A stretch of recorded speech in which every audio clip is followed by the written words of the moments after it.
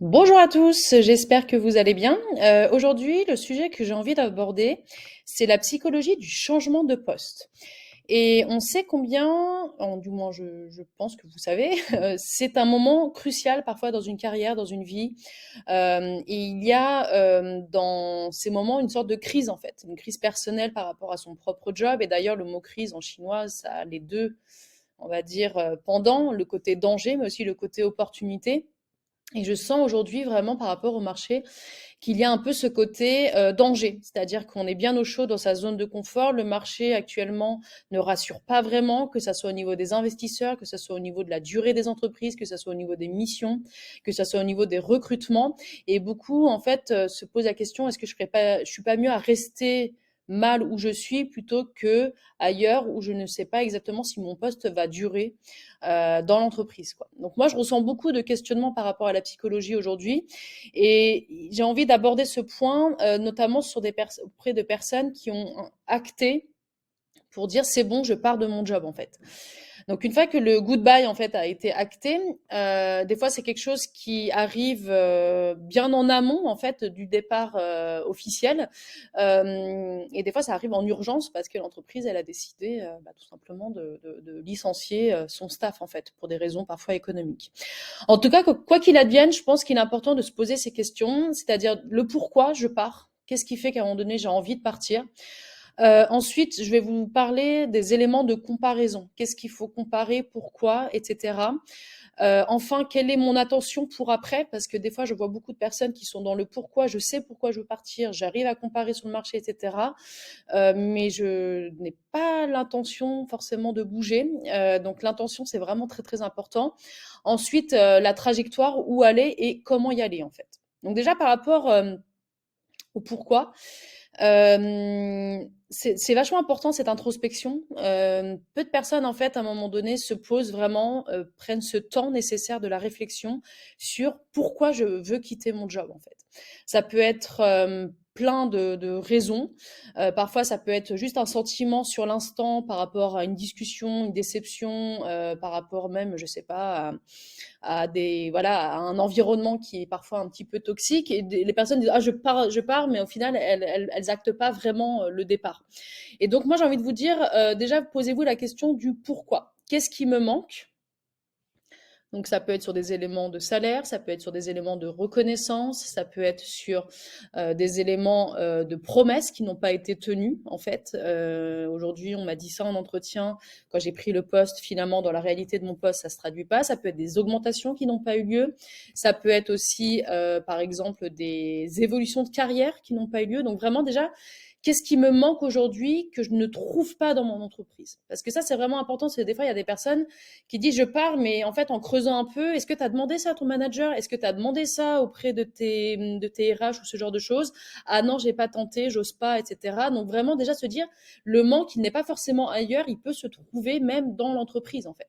Il peut y avoir des fois, ça m'est déjà arrivé d'accompagner des personnes où j'ai dit, bah tente, vas-y, si ça te manque, tente de le chercher en interne. Et parfois, ils ont réussi à obtenir ce qu'ils veulent en interne. Donc déjà, est-ce que le manque, quel est-il? Et est-ce qu'il a été comblé? Est-ce qu'au moins vous avez essayé de le combler, en tout cas, dans le cadre de votre job? Ensuite, qu'est-ce qui me déçoit? Il y a souvent ça, le départ, c'est à un moment donné, j'ai une déception, ce qu'on appelle le désenchantement, en fait, par rapport à un job donné. Et donc, c'est important de se poser la question, pourquoi ça m'a déçu? Pourquoi ça a provoqué ça chez moi? Donc, ça peut être, je sais pas, par rapport comment dire, la raison même de l'entreprise. Des fois, il y a des changements de paradigme, des changements d'échelle. Et l'entreprise, au début, initialement, son projet, c'était ça. Et finalement, elle a complètement revu son positionnement. Ça peut être aussi la déception d'un départ d'un manager ou d'une équipe avec qui vous vous entendiez bien. Et au final, ces personnes avec qui vous travaillez au quotidien ne sont plus là. Donc ça, c'est quelque chose quelque part qui est irréversible. Vous pouvez pas retravailler dessus vu que c'est un départ. Donc vraiment déjà d'acter de mettre vraiment le doigt sur la déception. Qu'est-ce qui vous déçoit profondément? Qu'est-ce qui ne va pas chez moi? Donc ça, c'est aussi une question qu'il faut se poser en fait, parce que parfois, je vois souvent dans la démarche de coaching une volonté d'aller de l'avant, de faire en sorte que les choses changent. Et puis après, en discutant avec les personnes, je vois que le dénominateur commun, c'est eux. Et c'est parfois presque de l'ordre de la psychologie, c'est-à-dire que les changements de poste, ils ont beau opérer des changements de poste, des changements de secteur, des changements de rôle, des changements d'équipe, il y a toujours quelque chose qui ne fonctionne pas. Et en creusant un petit peu, on se rend compte que la personne, en fait, elle a un pattern qui ne colle pas. Et donc, c'est important vraiment déjà de comprendre le dysfonctionnement personnel, en fait. Qu'est-ce qui fait que ça fonctionne pas? Parfois, il y a des personnes, à un moment donné, leur schéma, c'est pas le salariat, c'est peut-être le freelance, quoi. Ou alors, la manière de faire, c'est peut-être pas dans une équipe, une grande structure, mais c'est peut-être sur des débuts de projet. Donc, c'est vraiment déjà important de comprendre comment je fonctionne, qui je suis, et qu'est-ce qui va fonctionner avec moi et qu'est-ce qui ne va pas fonctionner avec moi. Et qu'est-ce qui ne va pas chez eux aussi, c'est qu'à un moment donné, c'est pas votre faute. Le pourquoi de je veux partir, je suis nulle, j'ai pas les compétences. Non, parfois c'est une histoire de match en fait. Qu'est-ce qui va pas avec le poste que vous avez aujourd'hui? Et ça, c'est vraiment important de se dire, bah là, effectivement, dans leur façon de faire la qualité, c'est pas ma vision des choses, donc ça ne va pas en fait. Ou alors même dans la façon de utiliser vos compétences. Peut-être que vous êtes très très bon ou très bonne sur la partie front-end et finalement on vous met pas du tout sur ces sujets-là, mais sur des sujets, je sais pas, autres, vous pouvez dire, bah là ça va pas, il y a quelque chose qui va pas chez eux en fait, c'est qu'ils ont pas compris mon CV, ils ont pas compris mes compétences, ils ont pas réussi à explorer en fait qui je suis. Donc c'est vraiment important d'être digne en fait et de rester aussi sûr de vous en se disant des fois c'est pas vous le problème, c'est aussi l'environnement où vous vous trouvez qui ne colle pas, qui ne matche pas. Une fois que vous avez acté à un moment donné tous ces points-là, c'est pourquoi je change, et vous les mettez sur la table, déjà de façon très en mode introspection, il convient vraiment de comparer ce qui est comparable, et donc déjà, comparaison par rapport à vous-même. Est-ce que par rapport à d'autres jobs, ou même par rapport au début de votre job, vous sentez qu'il y a une dégradation des compétences, ou une non-évolution des compétences, ou, je sais pas, un salaire qui n'évolue pas, par exemple. On vous a donné telle promesse, vous vous dites, ah là, en fait, j'étais quand même vachement plus entendue. Ça a été le cas typiquement pour moi, hein, dans mon job en CDI. J'étais beaucoup plus entendue, valorisée au début, puis après il y a eu un changement total dans l'évolution de mon job.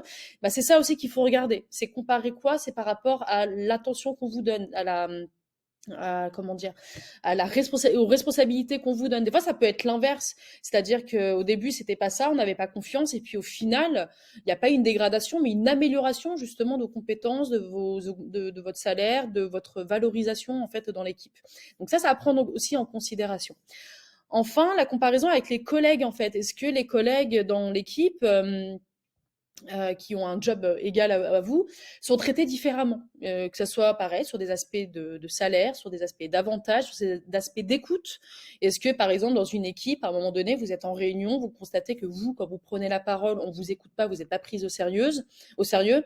Et par contre, votre collègue, lui, il est tout de suite entendu et écouté. Donc peut-être que parfois, il peut y avoir du mépris, il peut y avoir voilà, des fois des attitudes un peu misogynes aussi. Ça, on le dit jamais assez, mais des fois, ça peut être le cas. Et donc, c'est vraiment de comparer déjà le traitement, où se situent les différences dans votre quotidien, en fait, dans votre façon aussi d'être écouté, entendu. C'est comme ça, on ne va pas changer les choses. En fait, vous avez beau à un moment donné de parler de ce qui ne va pas avec vos collègues ou avec votre manager, avec votre entreprise, vous constatez qu'il n'y a rien qui bouge et ça ne va pas changer demain non plus, quoi. Donc ça, c'est vraiment important de vous dire, bah, en fait, je me compare à eux, on n'avance pas dans la même direction. Ensuite, par rapport au marché, c'est important aussi de prendre contact avec des recruteurs, des agents de carrière, des personnes aussi dans d'autres entreprises, faire des entretiens, même si c'est pour s'entraîner, c'est pas grave. C'est pour voir à un moment donné si votre réalité, c'est celle du marché. Moi, j'ai déjà vu beaucoup de personnes qui avaient pléthore de compétences en fait sur un job donné, pléthore de fonctions, c'est-à-dire que c'était ce que j'appelle un poste mémoire de forme.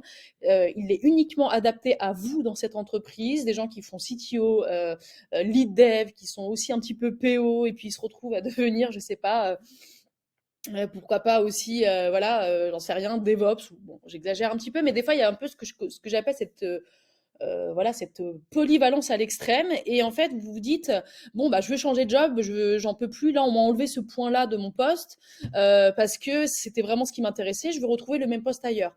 Sauf que des fois, votre poste, il n'existe pas ailleurs, en fait.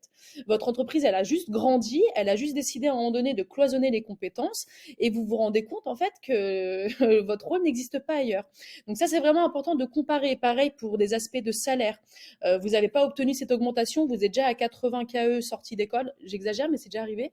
Et donc là, vous allez dire, bah, je bouge, j'ai pas eu d'augmentation, mais en fait, personne, quoi, très peu, en tout cas, d'entreprises, en tout cas, moi, j'en ai pas vu beaucoup, prennent des personnes, par exemple, juniors à 80 KE, par exemple.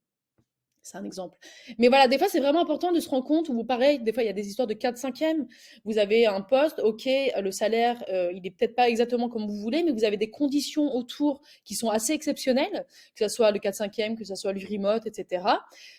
Vous dites bon bah je vais partir parce que j'ai pas eu voilà une augmentation ou ce genre de choses. Comparez aussi avec ce que vous pouvez avoir par ailleurs. Est-ce que vous pouvez obtenir exactement les mêmes conditions favorables? Donc c'est vraiment important de comparer aussi par rapport à ça. Et enfin, qu'est-ce qui pèse réellement dans la balance pour vous en fait? Et à un moment donné, ça, ce point par rapport au marché, ça me pose vraiment beaucoup de problèmes d'être à ce point en écart par rapport au salaire, ou vraiment ce quotidien d'inégalité de traitement avec les collègues, ça me pèse vraiment beaucoup, ou je sens que je n'évolue pas, ça me pèse vraiment beaucoup. Et mettez un peu vraiment dans la balance ce qui pèse le plus, ce qui pèse le moins, et ensuite on va réfléchir à votre projet en fait. Donc votre projet, comme dirait Macron, c'est mon projet. Bref, votre projet, c'est quoi en fait? Et donc là, j'ai envie de vous dire, à un moment donné, l'intention d'idéal. Il y a un petit peu ce que j'appelle, un petit peu comme dans les relations amoureuses, un idéal. Puis après, il y a qui vous êtes et à quel point il est possible d'y aller vers cet idéal. Mais quand même, vous avez un peu ce que j'appelle une sorte d'idée, on va dire, parfaite du job, en fait, même si ça reste parfois un mensonge qu'on se fait à soi-même, il y a quand même toujours une intention. Qu'est-ce que je veux faire, où je veux aller? Donc ça peut être une histoire de rôle, ça peut être une histoire de secteur, ça peut être une histoire, je sais pas, de localisation géographique aussi, partir à l'étranger ou ce genre de choses. Donc vraiment, posez déjà sur la table votre idéal. Ensuite, priorisez, un petit peu comme une recherche d'appartement. Bah, il y a les critères premiers, les critères secondaires. Des fois, c'est pas cohérent. C'est-à-dire que voilà, vous avez plusieurs critères.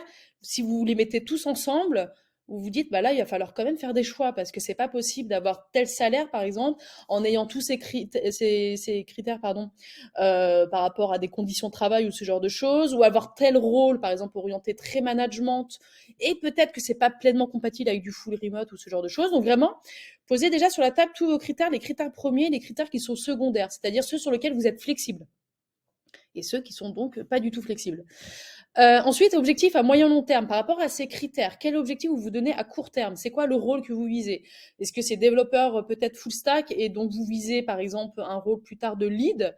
Peut-être qu'il va falloir choisir peut-être des plus grandes structures où il existe déjà ce rôle par exemple, où il y a la possibilité de. Donc là, ça, j'en reviens à la vidéo d'hier, il va falloir aussi questionner par rapport à votre objectif court terme et moyen terme.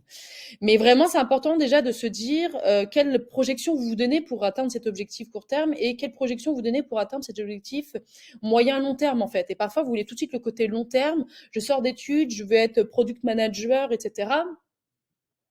C'est peut-être un petit peu compliqué. Donc, comment en fait faire en sorte de tendre vers ça et donc quel jeu de cartes vous avez entre les mains pour justement atteindre cet objectif. Et puis aussi surtout, et des fois c'est ce que je constate aussi quand j'accompagne beaucoup de personnes, les exclusions qui manquent en fait. C'est que je veux faire tout ça, mais des fois il faut faire des choix. Il y a vraiment des choses qu'il faut exclure du projet parce que c'est pas possible, c'est pas compatible, donc il faut vraiment les retirer.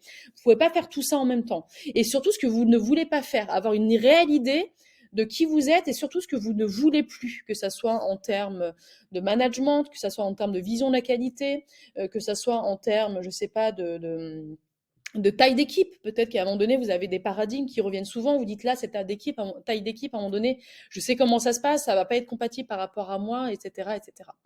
Donc vraiment, c'est ça que je voulais dire par rapport au projet. Ça se travaille. C'est quelque chose qui s'écrit, qui se questionne aussi bien avec soi-même, avec aussi sa propre famille en fait, hein, parce que des fois il y a des sujets qui vont rentrer forcément sur le terrain de jeu de la vie de famille, qui questionne avec son propre manager aussi, c'est-à-dire que même si vous avez en tête de bouger, est-ce que quand même il y a des choses qui peuvent être travaillées dans ce projet avec le temps de présence aujourd'hui que vous allouez à votre poste, en fait, même sur la période peut-être de préavis, j'en sais trop rien, peut-être qu'il y a de la formation à faire, il y a des choses que vous voulez apprendre, etc., etc. Et donc aussi par rapport aux recruteurs que vous rencontrez, avec lesquels vous discutez, il faut vraiment avoir un discours intelligible, clair sur ce que vous voulez en fait. Moi, je vois un peu trop souvent des fois avec des personnes que j'accompagne ce côté, bah, je suis ouvert à tout.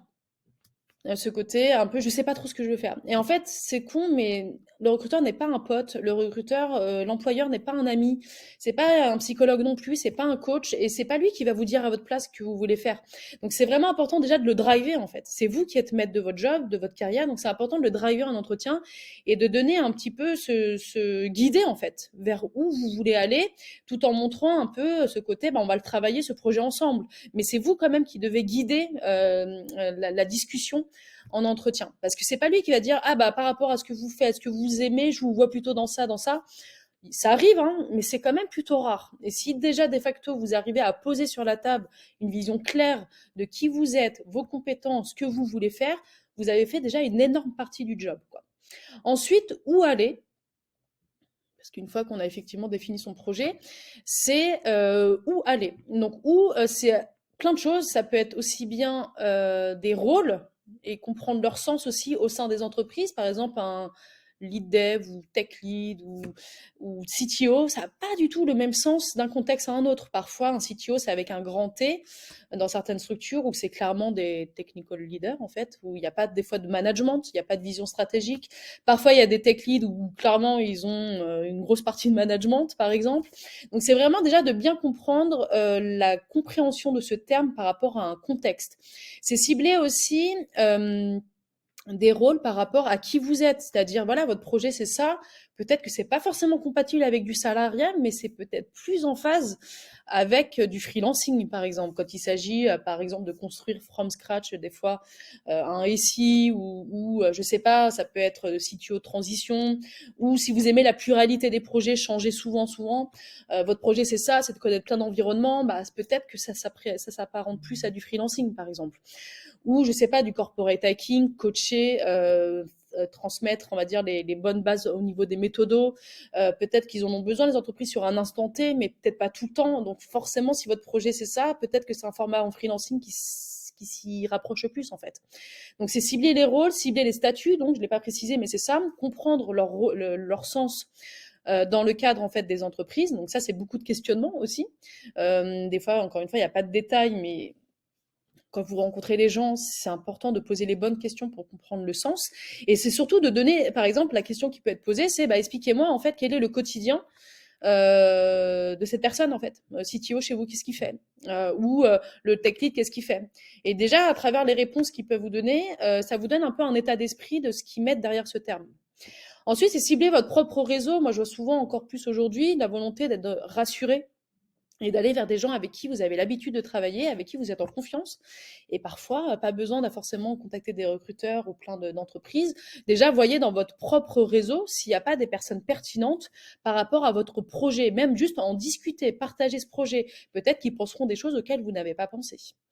Enfin, cibler des types d'entreprises où ce rôle, il existe. Par exemple, moi, je vois des fois des personnes qui disent vraiment mon rôle, ce que j'aime, c'est faire du management à 80%, 20% comment dire, de la technique. Et en même temps, mon kiff, c'est vraiment résoudre des problèmes techniques, mettre les mains dans le code, etc. Et des fois, en fait, c'est pas toujours cohérent parce que plus on grandit dans les entreprises, moins on est hands-on, en fait. Moins il y a le rôle du CTO avec un grand T, si vous voyez ce que je veux dire.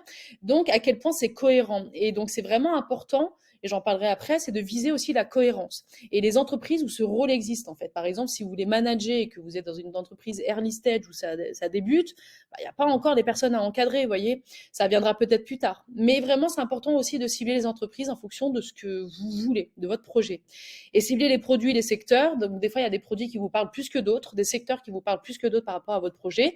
Et si, par exemple, votre truc, c'est la scalabilité, la performance, je sais pas, des trucs un petit peu touchy en termes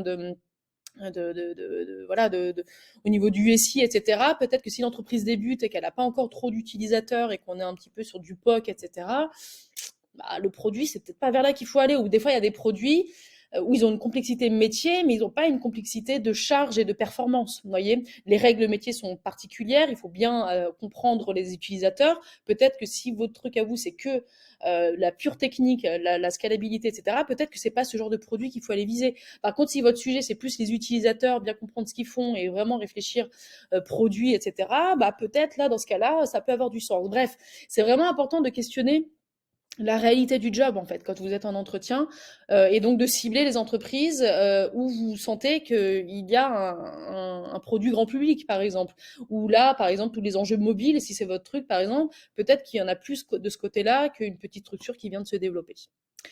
Comment on fait en fait pour vraiment faire marier, on va dire, votre projet, où aller, etc. Bah, comme je le disais tout à l'heure, c'est déjà effectivement de viser la cohérence. Ça, c'est super important, c'est de trouver une cohérence, un fil conducteur dans tout ce que vous voulez. Cessez aussi de dire atypique, mon profil il est atypique. Non, en fait, il y a toujours un fil conducteur parfois dans tout ce que vous avez fait, même si ça peut sembler polarisé ou avec des termes différents. Moi, j'ai vu une personne, par exemple, qui me disait sécurité, qui me parlait de dev et qui me parlait de data. Je trouvais pas ça si atypique parce que dans un ici, ces mondes se marient pas mal, en fait. Et donc, des fois, c'est important de pas déjà se mettre dans une case aussi quand vous parlez de vous. C'est de vraiment parler de fil conducteur, projet, et comment à la fois vous, vous avez trouvé de la cohérence dans votre parcours par rapport à ça. Et ça, c'est un discours à avoir en entretien, mais aussi en quoi c'est cohérent par rapport au poste sur lequel vous postulez, en fait. Donc voilà, de ce que vous me proposez, je vois qu'il y a une cohérence par rapport à ce que j'ai fait, ou alors ça j'ai déjà eu l'occasion de le faire dans le cadre de mon expérience, etc. Et du coup, naturellement, la personne va se projeter avec vous parce qu'elle sent que vous savez de quoi vous parlez, qui vous êtes, et vous arrivez bien à vous projeter sur le poste. En plus de ça, pour y aller, c'est aussi d'avoir de l'énergie. Moi, je vois des fois des personnes qui sont arrivées à un stade où justement le départ a été acté trop tard. C'est-à-dire que elles sont déjà trop cramées, elles en peuvent plus, elles arrivent à un stade où c'est bon, là, il faut partir, sinon je vais mettre ma santé sur la table. Et dans le discours en entretien, on sent qu'une personne épuisée, on sent une personne qui en a ras-le-bol et qui du coup, on a du mal à se projeter avec elle parce qu'on se dit oula, peut-être que d'abord elle a besoin de se reposer, d'un temps calme, de faire presque voilà une rencontre avec peut-être un psychologue, faire un arrêt en fait vraiment entre le poste actuel et le nouveau poste. Et donc c'est vraiment important du coup de prévoir le changement vraiment avant et qu'il vous reste encore du jus en fait. Du jus à la fois pour préparer ce départ, du jus à la fois pour cibler les bonnes entreprises, du jus pour préparer ce projet de carrière, mais aussi du jus pour postuler et donner envie en entretien en fait. Et convaincre. Et il ne faut pas que ça arrive trop tard le changement de poste pour ça. Enfin, quel potentiel sacrifice vous êtes prêt à faire? Quand je dis sacrifice, c'est comme je le disais tout à l'heure, exclure les choses qui sont infaisables ou parfois des fois pour tendre vers un rôle, il va peut-être falloir se former. Il va peut-être falloir aller à la rencontre, je sais pas si votre sujet c'est d'être beaucoup plus communicant dans une grande structure tech où vous êtes, je sais pas, technical advisor et l'idée c'est de parler en conférence assez régulièrement, etc. Bah, ça, et si vous avez peur, comme moi, de parler en public, peut-être qu'il y a à un moment donné des investissements à faire auprès, je sais pas, de coach ou auprès de votre future entreprise ou ce genre de choses. Si votre environnement il est très bilingue, environnement international, peut-être qu'à un moment donné, il va falloir faire une petite formation pour mieux parler anglais ou ce genre de choses. Ou si c'est une stack technique que vous n'avez pas encore eu l'occasion d'appréhender dans votre parcours, vous êtes très Java, mais là, on vous dit OK pour aller sur du JS. En soi, si vous êtes une bonne développeuse, changer de paradigme, c'est pas censé être gênant. Mais tout de même, pour être bien familier, peut-être qu'il y a une marge de progression à faire pour être complètement opérationnel par rapport à ce poste. Donc il y a des petits sacrifices, que je parle de sacrifice, c'est de l'investissement en fait. C'est qu'est-ce que vous êtes prêt à mettre comme temps, comme énergie pour faire en sorte que votre projet se réalise. Et enfin, une fois en entretien, bien travailler ses supports de présentation, que ça soit voilà, le CV. Bon, il y en a, ils fonctionnent sans CV, c'est très bien. Mais quand je dis support, ça peut être aussi le LinkedIn. Est-ce qu'il est bien fourni, bien clair? Est-ce que votre portfolio, votre GitHub aussi, vous savez l'expliquer? Des fois, j'entends dire, ah, ce projet, je ne sais plus ce que c'était. Je trouve ça dommage, alors que la personne, elle a fait, par exemple, l'effort, ce qui est mon cas, de regarder le GitHub. Donc, vraiment, c'est de savoir vraiment ce que vous avez mis en ligne, en fait. Avoir une bonne connaissance de ce que vous avez mis en ligne et comment vous savez en parler et si c'est clair ou pas. J'ai mis 2 fois support, je me suis trompée, mais en gros, je voulais dire de super aussi skills de communication. Est-ce que vous savez vous rendre intelligible dans le discours? C'est ce que j'expliquais tout à l'heure. Il y a toujours une cohérence à trouver. Il faut savoir qui vous êtes, savoir quelles sont vos compétences clés en fait et comment ça peut bien se marier avec le poste. Et parfois, je vois beaucoup trop de personnes qui sont perdues en entretien et c'est malheureusement pas le lieu où il faut être perdu en fait. Voilà. Et puis évidemment, se faire accompagner si besoin pour toutes ces personnes bah, voilà, qui trouvent des difficultés parfois aussi bien à la gestion du projet ou parfois comment bien parler de soi. Chacun aura des difficultés à différents niveaux, en tout cas dans ce que je viens d'expliquer. Et il ne faut pas avoir honte, peur, je ne sais pas comment le dire autrement, de dire bah oui, en fait, j'ai besoin d'aide, quoi. C'est tout à fait possible. Vous pouvez le trouver avec des recruteurs, des agents de carrière, des collègues, des gens dans votre réseau, dans votre communauté, parce que encore heureux, hein, j'ai envie de dire, on ne sait pas tout, quoi. On ne sait pas tout faire, et c'est ce qui vous rend humain. Et c'est vraiment important d'en avoir conscience en fait que l'aide, ça peut que vous apporter si vous trouvez les bonnes personnes pour vous accompagner. Voilà, merci à tous. N'hésitez pas encore une fois à me suggérer des idées de discussion. Si le format vous plaît aussi ou pas, si vous avez des idées, je sais pas, sur la manière de présenter les choses. Vraiment, je suis preneuse parce que pour moi, c'est un petit peu nouveau aussi. Et donc, avec grand plaisir pour prendre de tous vos feedbacks. Merci à tous et à bientôt.